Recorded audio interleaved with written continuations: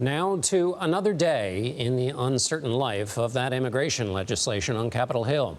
One Senate lawmaker said it is a whisper close to being released, which he hopes will turn down the loud voices of denunciation of a bill that hasn't even been seen yet.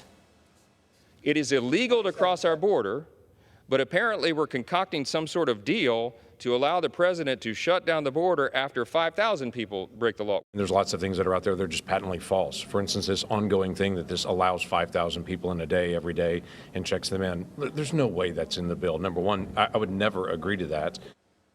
The weeks of negotiations sought to bolt together the GOP desire for tough border enforcement with the president's request for aid for Ukraine and Israel. The bill may be public soon, but the Senate's top Republican sounds like he's already working on Plan B. It's time for us to move something, hopefully including a border agreement, but we need to get help to Israel and to Ukraine quickly. CBS News immigration reporter Camilo Montoya-Galvez joins me now from Washington. Camilo, first of all, what do we know about the deal? And is it possible to know what's holding up the publication of the bill's language? Good evening, John.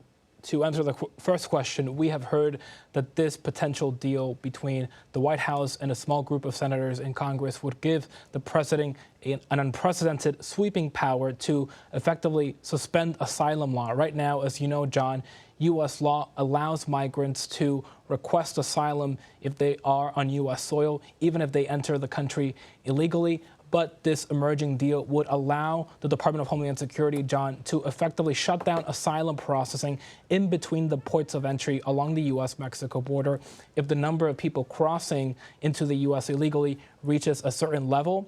And it would also instruct officials to try to adjudicate asylum cases fully within 6 months. That obviously is a dramatic difference from the current years-long waits that many asylum seekers are facing to get decisions on their cases. Importantly, however, this would preserve asylum processing at the official ports of entry and also allow asylum seekers who pass their initial screenings with asylum officers to work in the U.S. immediately legally. So that would be a change that would be welcomed by New York City and other places that are struggling, as you know, John, to house migrants who have no ties to the U.S. and who cannot legally work here. So this is a proposal that, if it actually materializes, which is a big question, will garner criticism from both the left and the right. Camilo, can you help me understand, and everyone else understand, the number 5,000 and the role it plays and what would happen in this legislation, such as we know, because it hasn't been published, because, as Senator Langford said, there's a lot of misinformation out there.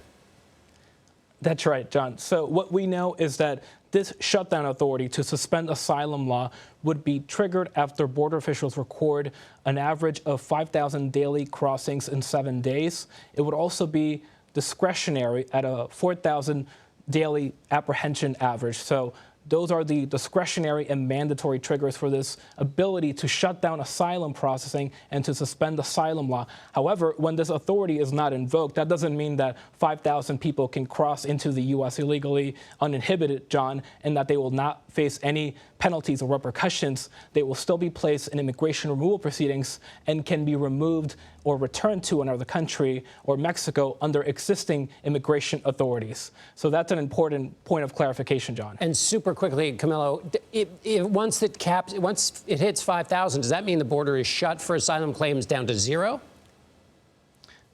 Migrants who cross into the U.S. illegally in between ports of entry would not be eligible for asylum when this sweeping authority is invoked, but asylum would still be accessible at the ports of entry. In fact, the deal will mandate officials to process a certain number of asylum seekers at these ports, at these official crossings, when the authority is invoked, John. Camilo Montoya-Galvez in Washington, as always, we're very grateful. Thanks.